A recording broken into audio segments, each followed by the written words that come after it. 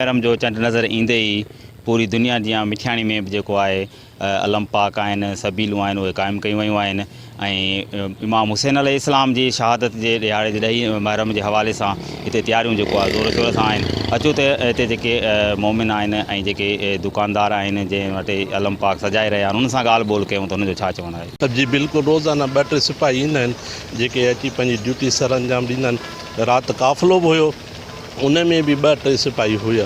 ऐं असांखे 19 साल थिया आहिनि सबील ॻाल्हाईंदा आहियूं ऐं असांजो फ़र्ज़ु आहे उन्हनि त असां लाइ सभु कुझु कयो आहे। असांजे सबील लाइ हुनजे ॾींहं खे यादि कंदा आहियूं। जीअं ईद उल अज़हा गुज़रंदी आहे असांजो कमु स्टार्ट थी वेंदो आहे। अलम पाक वग़ैरह सभु तयारु कंदा आहियूं।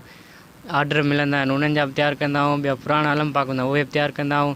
सभिनी खे आर्डर ॾींदा आहियूं। उन हिसाब सां ॿिया बि अलम पाक ईंदा आहिनि। काफ़ी दस्त मुबारक आहिनि बेरकून असांखे मुख़्तलिफ़ ॿिया होलसेल जो असांजो रेट आहे हर शहर खां। ऐं काफ़ी शहर जा माण्हू बि ईंदा आहिनि ठारूशाह खां नौशारे खां। 10,000 कंहिंखे 20,000 50,000 ताईं थी वेंदो। असां वटि होलसेल जो रेट आहे प्लस में असां हिननि जी मज़ूरी कोन वठंदा आहियूं। हाँ फी सबीलिल्लाह कंदा आहियूं। सिर्फ़ु सामान जो असां पैसा वठंदा आहियूं। जी नाज़रीन हज़रत इमाम हुसैन अलैहिस्सलाम जी ॾिनल क़ुर्बानी जे हवाले सां मिठियाणी जो तव्हां मोमिननि जूं ॻाल्हियूं ॿुधियूं। हुनजो चवणु आहे त असां अलम पाक सिंगारे ऐं सबीनूं क़ाइमु करे न्याज़ नंगर करे इमाम हुसैन अलैहिस्सलाम जी यादि खे ताज़ा कंदा आहियूं।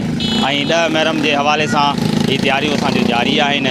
हिननि जो इहो बि चवणु आहे त सिक्योरिटी जा इंतज़ाम जेको आहे उहे असां लाइ बिल्कुलु न हुअण जे बराबरि आहिनि। फिदा शेख सां गॾु मुख़्तियार सैदो टाइम न्यूज़ मिठियाणी।